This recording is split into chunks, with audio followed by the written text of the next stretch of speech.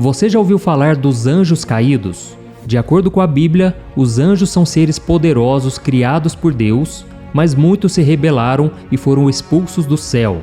Alguns deles passaram a viver aqui na Terra, ganharam forma humana e chegaram até mesmo a se relacionar com mulheres. Mas afinal, o que aconteceu com eles? Onde esses anjos estão localizados nos dias de hoje?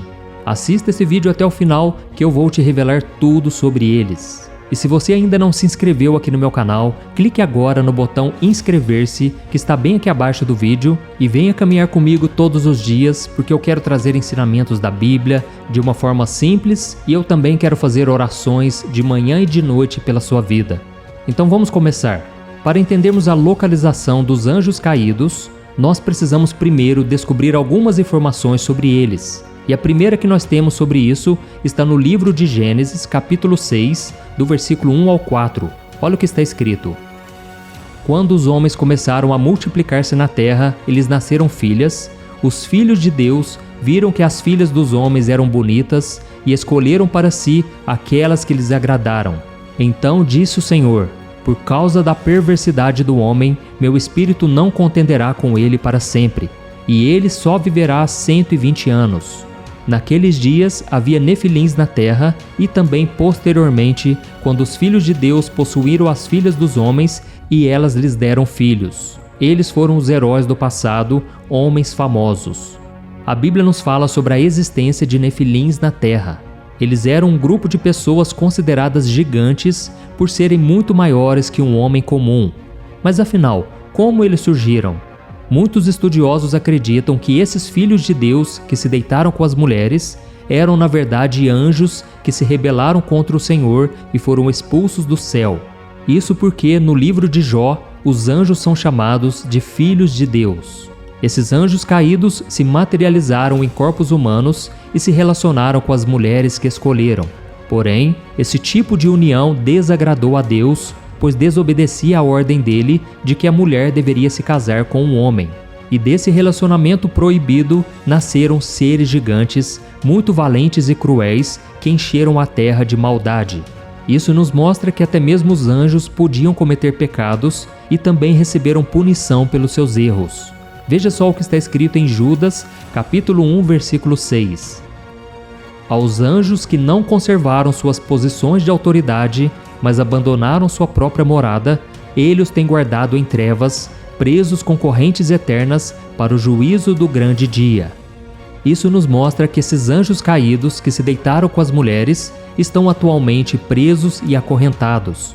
E Deus os tem mantido dessa forma até o dia do julgamento final por causa da sua rebeldia e destruição na terra. O apóstolo Pedro também disse que esses anjos caídos estão presos na escuridão. Veja só o que está escrito em 2 Pedro, capítulo 2. Deus não poupou os anjos que pecaram, mas os lançou no inferno, prendendo-os em abismos tenebrosos, a fim de serem reservados para o juízo. Agora você consegue imaginar alguém abrindo mão de uma vida de luz para viver em completa escuridão? Não parece ser uma escolha difícil de fazer, não é verdade? Pois é muito melhor viver uma vida de luz. Mas, muitas vezes, as pessoas também preferem viver uma vida de pecado e desobediência a Deus, esquecendo de que estão abrindo mão de uma vida eterna e entrando no abismo de escuridão. Isso acontece porque muitos não levam a sério a misericórdia do Senhor. Deus está nos poupando todos os dias de sermos lançados em prisões. Ele nos mostra o caminho para voltarmos para Ele, mas infelizmente muitos preferem se rebelar a Ele e contra a sua palavra.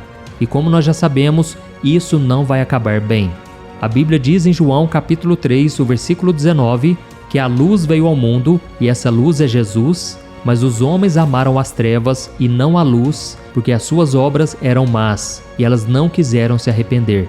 Então, irmãos, que isso sirva de alerta para todos nós. Amém? E além desses anjos do mal que estão aprisionados hoje, existem também os outros anjos que se rebelaram contra Deus, juntamente com Lúcifer, e eles foram expulsos do céu.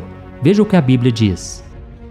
Como você caiu dos céus, ó estrela da manhã, filho da alvorada.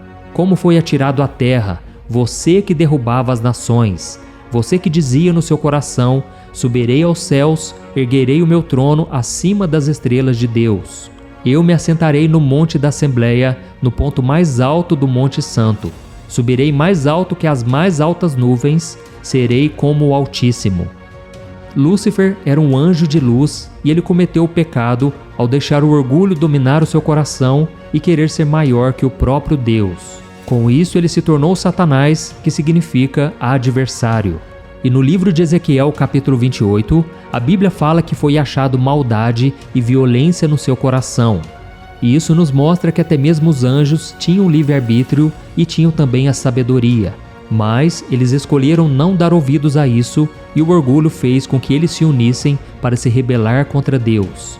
A Bíblia diz que Satanás conseguiu liderar 1/3 dos anjos do céu, mas eles acabaram sendo expulsos e lançados à terra.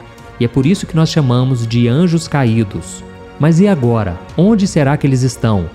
No livro de Efésios, nós encontramos a resposta para isso.